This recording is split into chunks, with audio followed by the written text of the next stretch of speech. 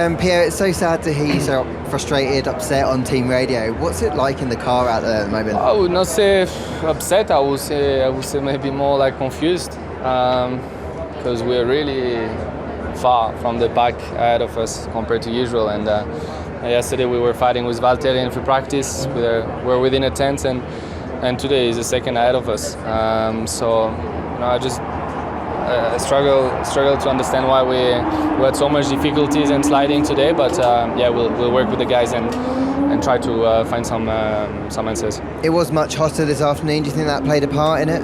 Compared to P3 and P2, I would say not so much. At the moment, I don't have the answers. I just know my lap was clean. When I crossed the line, I was fine. But then, when you see your second off,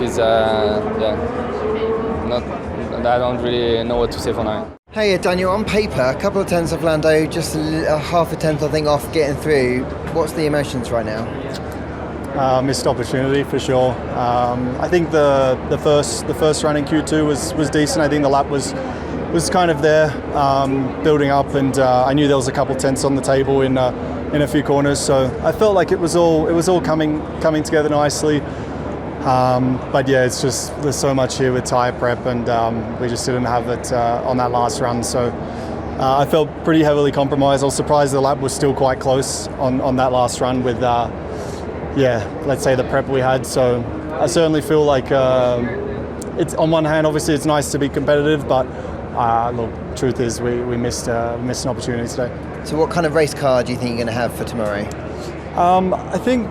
I mean, today was encouraging. Certainly times, parts of the weekend, I think we've been quite strong, and with time management, it felt pretty good from my side. So, I think we'll be all right tomorrow. I think there's going to be, it's always tough here on equipment with the altitude and with engines, with brakes, with everything. I think a lot of teams have to come here with some modifications. So you never know how the race plays out, but I think we'll be okay.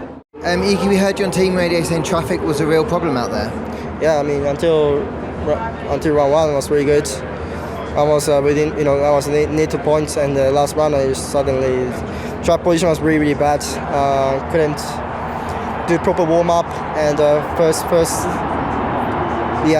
sector I struggled for the grip. I lost a lot of lap time compared to round one, and in the end I gained this 500. But to be honest, if I had proper warm up, I think.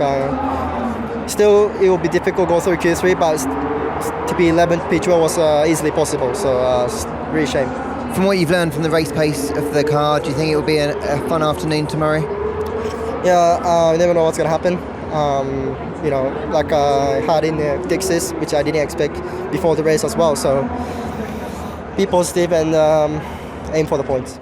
Joe, the team have been making good progress with the car, so is it frustrating that you didn't quite be able to join Valtteri in Q3? Yeah, of course I would like to have a bit more, but let's say look at how the weekend went so far. This weekend has been a difficult one with a lot of issues we had, and from my side try to find the rhythm was a difficult one, and qualify I think I did the best I could out there, but it's nice to see of course quite close with the gap for top 10, but in another way I think with both cars will be in a good position for fighting for the points tomorrow. At the moment, does it feel that you're not still quite comfortable with the car around what is a very slippery track?